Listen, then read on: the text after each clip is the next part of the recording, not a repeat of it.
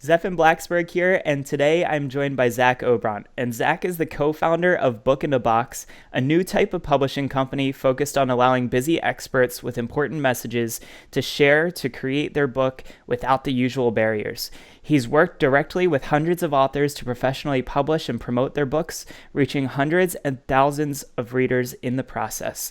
Spending 24 hours a day, 365 days a year. This is something that he said, spending 24 hours a day, 365 days a year in our head is a pretty good way to get to know how awesome we are. And so I pulled that from your site, actually, from a blog. Was that something that you wrote in an article recently? No, I don't think so. I don't recognize that. Okay, so do you have zachobront.com or is that somebody else? No, that's me. No way. So this was something that was totally on your website. I'll restart the recording, but yeah, so I saw this in an article that was on your site and I was like, "Holy crap, that's amazing." So it's possible it was me. You don't have to restart the recording. I haven't updated anything on my blog in like 2 years, and so it could be the most recent thing there, and it just is out of my memory. But That's that's so no problem. funny. Well, I thought that this was like the best way to like kick off, this interview was that saying because there's so much inside of us that's amazing. And I've been talking more recently with people about, everybody's got a gift that they give out to the world, and it's really just a matter of pulling that out. And so I wanted to hear a little bit from you, how did you get to where you are now? And then we'll go into like some of the things that you've given to the world and advice that you have. Yeah. Now that I'm thinking about it, I think I can kind of remember the context for that. Was it? It must have been a post about less about how awesome you are, and the point of the post was more about how you should learn to express that to other people, as opposed to just assuming that everyone can see what's in your head. So, yeah, I think that's something we'll get back to later. But basically, in terms of my background, graduated from college, I guess 3.5 years ago now. Wasn't really sure what I wanted to do. Knew I'd worked in a bank for a couple summers, so knew I wanted to stay the hell away from. Can I swear on this or no? Oh yeah, why not? All right, great. So knew I wanted to stay away from anything corporate or where I couldn't see the direct impact of what I was doing. Felt that really unmotivated me quickly. So jumped around doing a bunch of really small things, mostly just kind of getting experience. I had a bunch of advice from people that was probably the best advice I could have had. That was like, don't waste too much time trying to find something perfect. Just like jump into things that you'll regret down the road and learn from them. So over those years, started a mold removal company, which is insane. Did a bunch of SEO stuff, experimented with some writing, started a company that did ported people's phone numbers out of their house so that they could cancel their home phone. Made a few courses. Really just jumped around and was like, what do I like? What gets me excited? And I think it's easy to kind of latch on to like what are the answers when the reality is like it's different for every person, and the best way to learn is often through experience. So what I found through all that was I really like the initial stages of building things. And so I can jump into things too quickly, even if they suck, because I'm motivated by the fun first couple months. Right. But I needed something that would keep me interested beyond that, because my real ambitions were I really like to work a lot. Like, I'm not a minimize the amount of hours I work and go hang out on a beach kind of guy. And so I needed something that was going to keep my attention past that fun building phase. And so basically through a weird series of coincidences, started working on the side for my business partner, Tucker, or my now business partner, Tucker. I worked part-time for them for a bit, then kind of came on full-time, and then what each of us was doing kind of aligned in a way where we both had a big break to kind of take on something new, and decided to just experiment with a whole bunch of things in publishing. So tested the waters on a few different ideas that we had, and basically stumbled upon what we're doing now, which is called Book in a Box. It's been about a year. We have like 10 employees now. It's really growing quickly. And basically the idea is that we take people from idea through to finished published book, kind of minimizing their time without sacrificing any of the ideas or having someone else kind of make up the ideas for them. So we have a process we've built to do that. And it's a lot of fun. I think I'm finally hitting the point where I'm getting that like 1 year in and still committed and more excited every day about it, which is what I was kind of shooting for. Very cool. And I'm sure Tucker's a great partner for that stuff. He's published a couple of books, had a movie created out of one of his books. So I'm sure that you guys are having a pretty unique experience with that. And solving a problem that is definitely there. And it also sounds like at the same time you've really taken advantage of being able to try so many different opportunities instead of taking one path and saying like, all right, like this is what I went to college for, so I just have to stay with this for the next 40 years and suck it up. Yeah, exactly. I mean, I was almost fortunate to take things that were useless in college so that I could never even consider that. My degree's in like economics and philosophy, so like I'm not going to be an economist or a philosopher, and so it was pretty clear that I had to figure something else out. But yeah, I think definitely. I mean, I have that ADD, like want to jump from thing to thing really quickly, and so the way that's shaken out is that I've kind of do that within the business now. I'll go into a new area. I'll really work on like how do I create the sales process from scratch? How does it all fit together? What's the system? And then let's go hire people who are way better than me to take it to the next level. And so my job through this creation process has kind of been to build each phase of the business from a like 0 to a 1 out of 10. And then when we hire people, move on to the next phase. So I've managed to find a setup that kind of satisfies my ADD without me having to start from scratch every time. And it sounds like you can build it to be successful too. It's not just like you start on an idea and then you're just like, all right, I'm going to go to something else, and it hasn't even like gotten to that point of, of Right. completion Yeah, in yeah. a sense. I think I'm a little hard on myself when I say I take it from a 0 to a 1. Like I did the first $1 million of sales for the business and then hired new salespeople. And like I No got the big deal.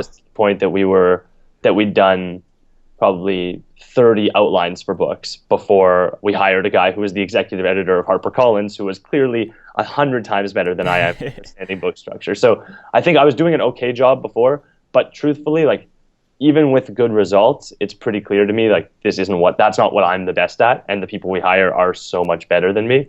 So it sounds like, oh, I did something like impressive from the outside before moving on, but I can really see that it's a tenth of the way to where it could be. Yeah, but it does set up a good foundation, which is amazing because it sets it up for even greater success, from that point on. Was there ever a spot like after college where you were a little bit confused about what to do, or thought that like, maybe I'm just supposed to go get like a job in finance or something and that's just what I'm going to do with my life? Yeah, absolutely. So looking back, it's really easy to brush over those like first couple year period where it's like, oh, I jumped around and did all this fun stuff. And in retrospect, like it's easy to think of it as a learning experience when things didn't work out that well. But the reality is at the time, like especially with like pressure from family and kind of expectations from friends and self-doubt, that like it's not just that I had to overcome that. It's that the things I was doing were genuinely bad, right? Like I was starting a mold removal business that wasn't going to do very well and it wasn't a good idea. But I think it was, now that I have the perspective. And so at that time, for sure, like I was tempted into taking finance jobs, definitely, that I resisted. There were a few opportunities that came up that were slightly more appealing to me that actually almost did end up sucking me in. And it wasn't, I'd say it was almost luck at times that like there was something good around the corner, so I turned that away or whatever. But definitely through that phase, it's hard to resist the like safe, automatic, small win when you don't see the big wins that are on the horizon of the other path. Yeah, and I think that also kind of goes to once you've started a project as well, it's very hard to see that you might be so close to that hump of success. Yeah. And you're just on like the other side of the hill, and so Mm-hmm. many people give up before they even like walk to the top of the peak and see what's on the other side. Yeah. So I'm sure that happens quite a lot. I'm curious to hear, like, you sound like a process guy. So what was your process for figuring out what type of a successful business you could run and how you could even get it started? Because I know a lot of people listening in either, want to start a business or want to leave the corporate world, or maybe, have a business but are looking to go into something else. What does that look like to you? So I guess there's kind of two questions in my mind. Like the first one is what you're asking is like more tactically how to start a business. And like I think the reality is for most people that isn't that hard. It's just convincing themselves to do it. I mean, if you're scared about not making money before you quit your job, you can go pre-sell something or whatever. Like there is lots of tactical information online how to start a business and do it in a way that minimizes risk and allows you to learn through doing it. I don't think that that's really most people's challenge. I think most people's challenge is pulling the trigger. And so what I found was useful for me was two things. First of all, to just pull that trigger aggressively and say like it'll I don't know if this is actually maybe a relevant thing to explain, but there was a study in Europe about organ donors, right? That they were saying like there's across all these countries, there's like a huge gap. There's a bunch that have like 10 to 15% and a bunch that have like 80 or 90%. And basically like they were looking into it, like the country that had 15% was like pushing so hard and trying to do all these marketing campaigns. And what they realized was the form at the DMV, if it said check this box to be an organ donor, barely anyone did. And if it said check this box to opt out of being an organ donor, barely anyone did. Like you That's stick with the funny. default unless there's something very convincing to change your mind. And so I think just the default of being like, I quit, I can go find a new job if things get desperate, but my default is going to be that I'm going to continue working on my own business, and then it takes a catastrophe to switch back. Whereas I think if you're waiting for the perfect time to pull the trigger, it takes a miracle to change to move that way. So that's one thing. The other was really thinking about like I read The Startup of You and really liked it, and thinking about me as the business and all the other things as tools or subsidiaries or pieces of that. And so if one thing wasn't going well, that was fine. If I was doing too many things at the same time, that was fine. If a business was failing but I was learning skills, that was fine. And so I was really trying to think of myself as a collection of skills, connections, ideas, assets, and saying, how do I build all of those things up so that when an opportunity comes along, I'm lucky and can capture it, as opposed to trying to make one specific thing work and panicking if it doesn't. That makes sense. And so I've experienced a lot of different things as far as starting businesses, from as early as 16 when I tried to make a computer repair business, which doesn't quite work when your parents have to drive you to the client's house because you don't have a driver's license yet. To, I've worked many different jobs in tons of different areas. And so it wasn't until May of 2013 I left my job to start my video production company, and I've had it ever since. But I started to realize that my true passion was more the storytelling and not necessarily the lugging all this gear out to someone's house, setting it all up, making sure that the air conditioning is off so it doesn't make a bunch of noise, things like that. So how have you been able to figure out what you're passionate about and how to better align, your work with that so that you really do enjoy it every single day? Yeah. So let me turn it on you. Like, what did you do in that situation? Did you stop doing those pieces, or like how did that impact? How did that realization impact what you actually did? Yeah, so there was a couple things that I did. The first thing was I started to limit like the types of projects that I was taking on because, up until that point it was just like I'll take anything that comes in, and 99% of my business is referral based, so I don't really do any advertising. So it's like, I might do a business video for somebody, and next thing you know, their sister's cousins, whoever is having a wedding. Mm-hmm. And so now, like, I don't do weddings. Like, I stick more towards things where I can tell a story. A wedding is the same story every single time. Guy Yeah. falls in love with girl gets married to him, happily ever after. But like with a business, we just did a tech startup company, and I really got to go in and show the family and the kids and the process of them creating this new tech item that they're getting ready to sell and Right. promote. And to me, it's so much more important to get to know them as people and to connect with them. So when I figured that out, it allowed me to stop taking on the stuff that didn't align with that. But then I also kind of I took a break from my life just in general, just to figure out more about who I was. So last November, December, I actually took 2 months to like couch surf and travel around the country. And I travel hacked my way basically from Maryland to Los Angeles and back. Nice. And so for me, it was kind of like really stepping out of it for a little bit and saying like, who do I really want to be? What do I enjoy? And pulling all of those influencers out of my life just temporarily to say like, what are the things I want to bring back in? Mm-hmm. And so was that what the thought process was? Like, what am I missing, or was it more reflection on like long-term ambitions?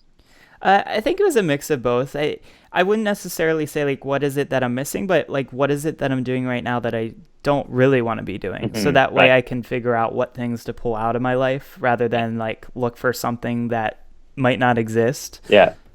Cool. So it sounds like what you did on that journey kind of parallels what I'll try to do uh, semi-frequently. So at the very least, I'll do this once a quarter. I try to do it once a month, and that's really stepping back and thinking about two things. One, really, really long term, like where do I want to be? What's the ideal vision, kind of way, way down the road? And then number two, on a day-to-day basis, what are my days filled up with, and what pieces of that do I like, and which pieces do I not like? And if I can find a way that my day to day are activities I enjoy, and that I'm on a path that leads towards where I want to be, then that's perfect. And I think that the day to day piece is easy for anyone to do. Like, you can really think through. It's hard to do in the abstract, but once you're doing something, it's very easy to know if you're liking it or not. So for me, when I was doing sales calls, I loved doing sales calls at first, and then once it became a big part of my day, I realized it broke up my day in a way that sacrificed everything else and made me less happy overall. So it was something that I didn't want to be doing consistently going forward. The second piece, the like long-term vision, I think that's a longer journey and a little bit more difficult, and obviously something that's always evolving.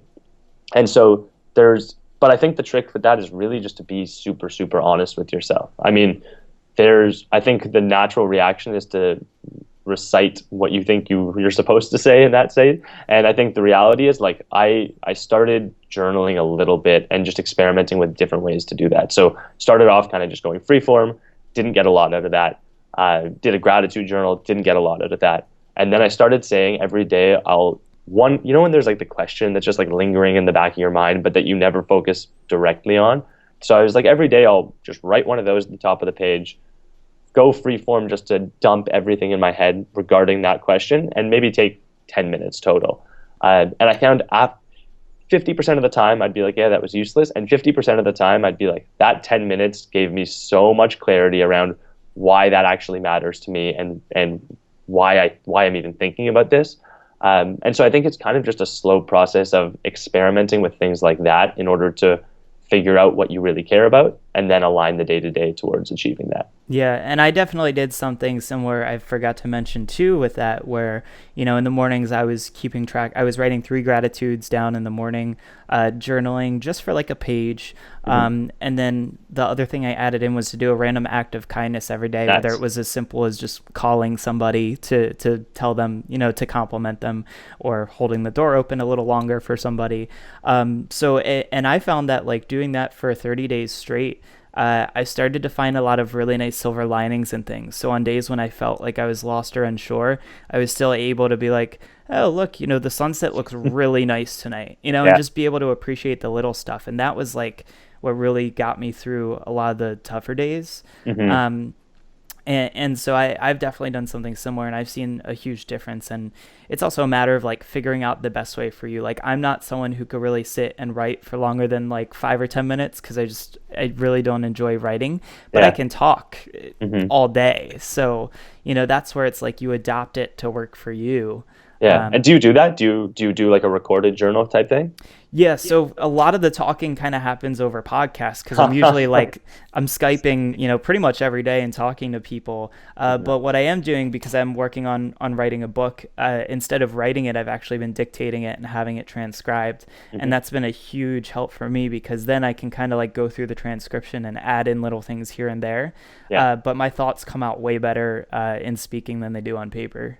Yeah, and that's definitely true for most people. There's exceptions, and I don't know how I guess it's training or the way the brain works or something, but I mean, that's what my whole business is based on, is getting people to talk out their books as opposed to type them, because that's how the brain will naturally flow all the best ideas, as opposed to translating them from thoughts to words to hand movements or typing. Yeah, and that's just kind of a weird biological science that's a rabbit hole we could definitely go down some other time, because it really goes very deep. But it's very cool how there's a reason why we're at a loss for words sometimes, is sometimes the brain can't really process certain emotions or things and put them into words, and sometimes you can write it down, and other times it's the other way around. You can only talk about it, and it's very hard to get it out right in words. So that's a pretty neat thing. And so you have this book service. It allows people to essentially get their book published in a much easier fashion. What benefits do people get from writing books? Like, why would you guys encourage somebody to write a book? It's crazy. So it varies hugely. This is a problem that we've kind of run into, is like there isn't a target customer avatar because there's so many people who could benefit in different ways. Basically, like the things that we've seen that are most useful are, I guess, people with an audience, sales of the book and influence is easy. People with a business, then they can provide lead gen in a number of ways, like people discovering the book through and as like a teaching tool and then finding you, as a sales tool, as a excuse to get publicity, kind of as a way to explain the product. People trying to build their personal brand. Like there's a lot of possible reasons. And I think the reality is we're in this kind of weird phase in publishing where the kind of respect that a book commands has been built based on a exclusive, difficult publishing world. And then all of a sudden self-publishing has swept in where the barrier is actually like maybe even lower than it should be in some cases, in that there's a lot of books that are great ideas, but that are coming out and people aren't interested in reading because there hasn't been anyone there to help format it correctly or to make the cover look nice enough. Like you end up with a flood of stuff that just looks unprofessional. And so we're in a weird middle ground where people want to divide books into like professional and unprofessional, or like real and not real, but there isn't a clear line to do that along. And so from what we've seen, the books that we've done, just by making sure that they come across super professional and that they're like real books and they're long enough and they're not just ebooks, there's like a huge amount of just inherent like respect that comes from that. And so we've seen people get new jobs based on them, people sign new business, sign some huge clients, and hit the Wall Street Journal bestseller list, which has led to its own direction of things. So it's definitely interesting. And there's lots of stuff that's different than a lot of other industries, in that you're selling a little $10 product that takes a huge amount of time to make, but that has all these weird other benefits in terms of respect and stuff. But it's definitely interesting. So you said that somebody could actually get a better job after having written a book? Yeah. So we're working with a guy who does some contracting with NASA, and his goal, we're not done the book, but his goal in writing the book is that through kind of building this thought leadership in this area, he'll be able to move up into a more full-time role with NASA, which I think seems likely, and based on the connections he's built, even just in the writing process, it seems like it could happen. There's definitely cases, especially in like the academic world, that we've seen where there's just a level of respect that comes from a book. So if you want to be an expert in Middle Eastern politics, being someone who wrote a book on it really makes a big difference. And then there's the like second order benefits, right? So you write a book on it and it's easy to get featured on TV as the expert in that topic. And then when someone's looking to hire, they find you through that. The reality is that Amazon at this point is really the search engine where you find experts. Like if you want to find someone who's an expert in something, if you search Amazon, you're not getting the person who wrote a blog post, you're getting the person who wrote a book. And so a lot of people are looking for speakers through Amazon or for consultants, and often those things will definitely translate into more career opportunities. So that's pretty neat. Now, with it becoming so much more available, and so easy for people to publish there, are you ever concerned that maybe some point further off in the distant future that, it might get too saturated to the point where it's like, anybody can write a book, or is it there's still some sort of a safeguard in place where we'll still be able to have faith that going to Amazon, we will find experts in different industries? So I hope it does get saturated. Honestly, I think this is what I like to think about, is like, if you want to write a book, there's essentially two barriers in place, and you've seen this.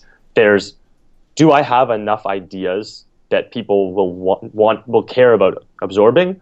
And then do I have all of the related skills necessary to turn that into a book? Do I have time to sit down and write? Do I have the skill to sit down and write? Do I have the money to pay for an interior layout that looks good and a cover that looks good? Do I know how to upload it to Amazon? Like, there's a whole bunch of bullshit surrounding it, right?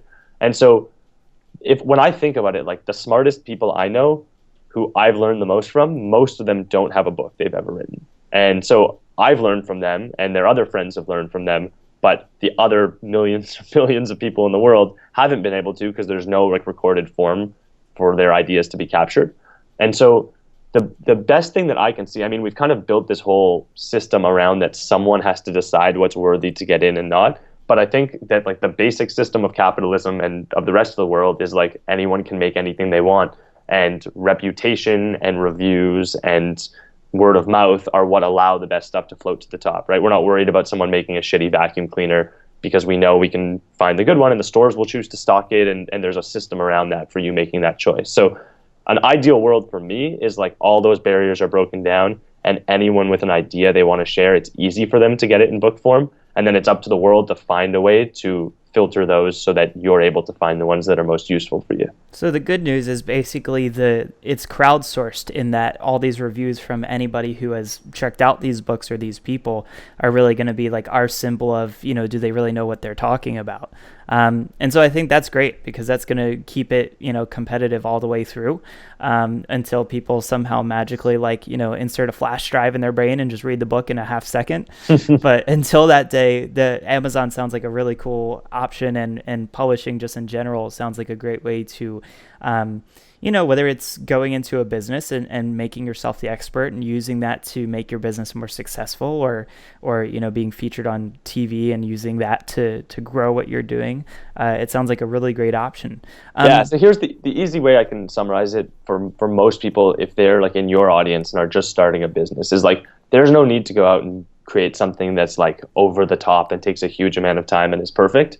If you can get your basic thesis or idea into a short book and even just publish it as an ebook, then if you're going to be doing any content marketing, like reaching out to media sources to write guest articles or wanting to be on TV or wanting to be on podcasts, if you can pitch yourself to all those places as the author of XYZ instead of the founder of some business, it's going to increase your conversion on all of those. And so I'd say it's most the like early in business answer, I think, is just like create something that's short and simple, but that you're proud of, and leverage that into all of the like media attention type stuff that you could get. And then maybe in later phases, there's a play to say like, how do I create a book that's really big and that has a huge influence and that finds the people for me. But I think in the short term, just being an author of something that you're proud of is really powerful. Very cool. So it's safe to say that having some form of written content out there in the world definitely gives you a huge leg up compared to where some other people are at right now. Right? Yeah, so I can tell you, our first employee we hired was a guy who lives in the UK and worked for an insurance company there. Like, is not someone we ever would have found. But he'd emailed back and forth with Tucker a bit, and Tucker really liked his blog. And so because he had this written content out, we ended up, I think Tucker reached out to him and was just like, hey, see, you haven't posted in a long time. Like, what's wrong? And they ended up picking up their conversation, and he ended up moving to the US for a few months to start working with us. And now he's back in the UK and still works full time for us. And so like that wouldn't have happened if he hadn't written. And honestly, thinking through our employees, their writing was a big influence in many of those hiring decisions, and often was how we found them. Very cool. So that definitely encourages me for the projects I'm working on right now. But I'm sure that it's very encouraging for everybody listening in today who, is looking to make a change or a big transformation in their life, that this is a good way to go. Tell me real quick, like, what's the process look like of Book in a Box, and where can people find out more about it? Yeah, so I think generally we're a little bit expensive for like early businesses. Basically, we charge $15,000 to go everything from idea to finished published book, or we charge $25,000 if we include all the marketing in that. So generally, like for a busy executive or for someone with a huge following, that makes sense. For an early business person, honestly, you can replicate and do 70% as well in much less cost and a little more time. And so basically what I'd recommend, we're actually just putting the finishing touches on a book that we're writing that walks through like, what do we do at every step of the process? Like, I'm going to send this over to you because I think you're already recording and transcribing. That's like the core slice. And so this is basically how do you do all of that more efficiently so that the process of creating a full-length book should take 100 or 200 hours and not 500 or 1,000. Right. And so we're not quite done that. We're just finishing the interior layout. The plan is to release it September 15th. Nice. And so I don't want to sell it or anything like that's not our goal. It's just because I talk to so many people with great ideas who uh, aren't able to afford our process, and I don't have anything to give to them. So if the people watching this, as long as it's before September 15th, you can just go to bookinabox.com/book, and there'll be an opt-in. And if you just enter your email, then we'll send you a free copy of the book as soon as it's ready. Awesome, which is perfect for when the summit is launching because that date comes right after the end of the summit. So for everyone Perfect. listening in right now, that URL again is what is it? It's Yeah, bookinabox.com/book. awesome. And I think that that's going to be a really cool resource for people. I'm excited to check it out as well. And I think that if anything, this talk should motivate people. So don't be demotivated that it's expensive to work with these guys for it, because they're also providing you an awesome solution, for doing your first book. So thanks for being here again, Zach. And is there anything else people should be checking out? Like, it looks like your blog hasn't been touched in a little bit. I found that article. It was from June of 2014. So I now know why you were like, I guess maybe I wrote that. Yeah. But And I might have written it like 3 years before that and just been like, well, I should post something here. yeah. So do you guys have like a Facebook page? Maybe they should follow you guys on social media. Mm, no, honestly, if Cool. they get in for the free book, then our plan, honestly, there's a lot that we want to do to help people who can't afford the full service, but that our process really would be helpful for. And so the book is the easy first step for us because we do that often. Awesome. But there will be more helpful tips and stuff. So if you're signed up there, then we'll be in touch over email and can help you out if you're interested in writing a book. And definitely feel free. I like to be as helpful as possible. So if you want to shoot me a direct email, it's Zach@bookinabox.com, Zach, Zach.